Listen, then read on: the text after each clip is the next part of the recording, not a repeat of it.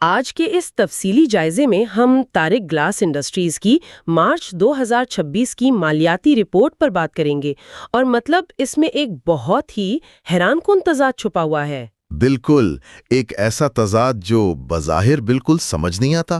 ہاں نا، ایک طرف ان کی آمدنی میں 2 ارب روپے سے زیادہ کی کمی آئی ہے، منافع بھی گرا ہے، لیکن دوسری طرف اگر ہم دیکھیں تو ان کے بینک اکاؤنٹس میں کیش تقریباً 3 گنا بڑھ کر 2.6 ارب روپے تک پہنچ گیا ہے۔ یہ واقعی کارپوریٹ فنانس کا ایک بڑا دلچسپ کیس ہے۔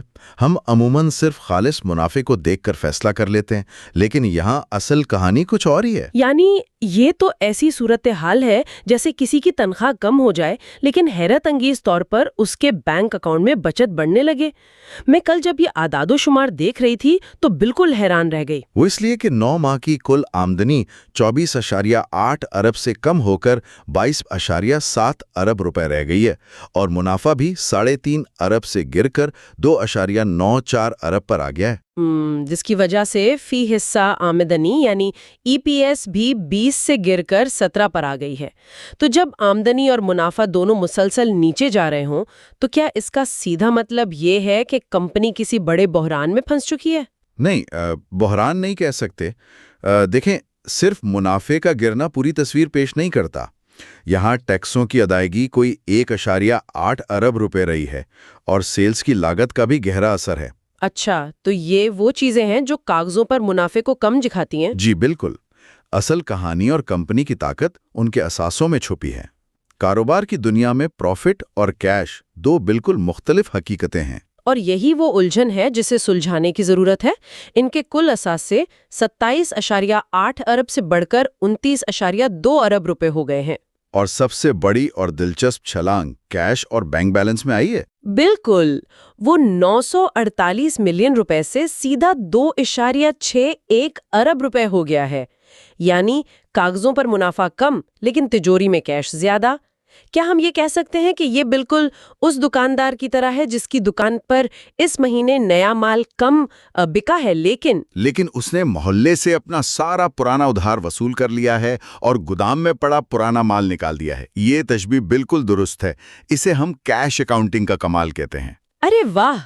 تو یہ جادوئی صورتحال پیدا کیسے ہوئی؟ یہ کوئی جادو نہیں ہے، دراصل یہ شاندار کیش مینجمنٹ ہے۔ آپریٹنگ کیش فلو 3.88 ارب رہا ہے ان کا۔ لیکن ایک منٹ، کہیں ایسا تو نہیں کہ کیش اس لیے زیادہ لگ رہا ہو کیونکہ انہوں نے اپنے سپلائرز کو ادائیگیاں ہی روک دی ہوں؟ اکثر کمپنیاں بل دبا کر بیٹھ جاتی ہیں نا۔ یہ ایک بڑا تنقیدی نکتہ اٹھایا ہے آپ نے، لیکن رپورٹ کے مطابق ایسا نہیں ہے۔ در حقیقت انہوں نے اپنے طویل مدتی قرضوں کی مد میں 530 ملین روپے ادا بھی کیے ہیں۔ اچھا، یعنی وہ ادائیگیاں روک کر نہیں بیٹھے بلکہ باقاعدہ قرضے اتار رہے ہیں۔ دست مالیاتی حکمت عملی ہے۔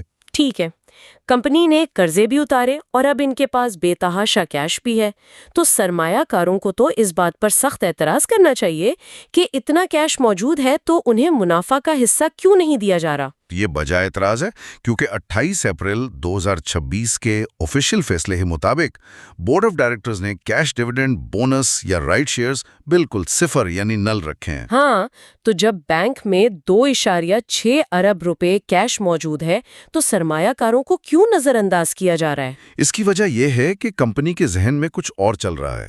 ان کے پاس اس وقت تقریباً 19.85 ارب روپے کا غیر منقسم منافع یعنی ان اپروپریٹڈ پروفٹ موجود ہے۔ یہاں مجھے لگتا ہے یہ واضح کرنا بہت ضروری ہے کہ 19 ارب روپے کے غیر منقسم منافع کا مطلب یہ قطعی نہیں کہ اتنی رقم کیش کی صورت میں پڑی ہے۔ جی بالکل، وہ رقم ماضی میں منافع کے طور پر کمائی گئی تھی جو اب کمپنی کے اثاثوں اور مشینوں وغیرہ میں استعمال ہو چکی ہے۔ لیکن پھر بھی جو 2.6 ارب کا اصل کیش موجود ہے اسے سنبھال کر کیوں رکھا جا رہا ہے؟ میں تو یہ کہوں گا کہ اتنا بڑا کیش ریزرو بچا کر رکھنے اور ڈیویڈنڈ نہ دینے کا مطلب عموماً یہ ہوتا ہے کہ انتظامیہ اس سرمایہ کو مستقبل کی کسی بڑی حکمت عملی کے لیے محفوظ کر رہی ہے۔ تو اس سب کا خلاصہ یہ نکلتا ہے کہ طارق گلاس کے ان اعداد و شمار سے یہ سبق ملتا ہے کہ صرف گرتا ہوا منافع کسی کمپنی کی کمزوری نہیں ہوتا۔ 100% درست۔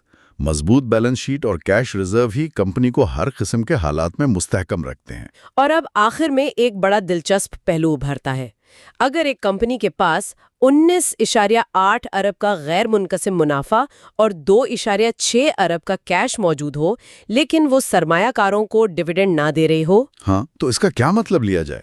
تو کیا یہ اشارہ ہے کہ وہ اس سرمایہ سے مستقبل قریب میں کوئی بہت بڑی خریداری یعنی کوئی بڑی ایکوزیشن کرنے والی ہے یا کوئی نیا توسیع منصوبہ شروع ہونے والا ہے؟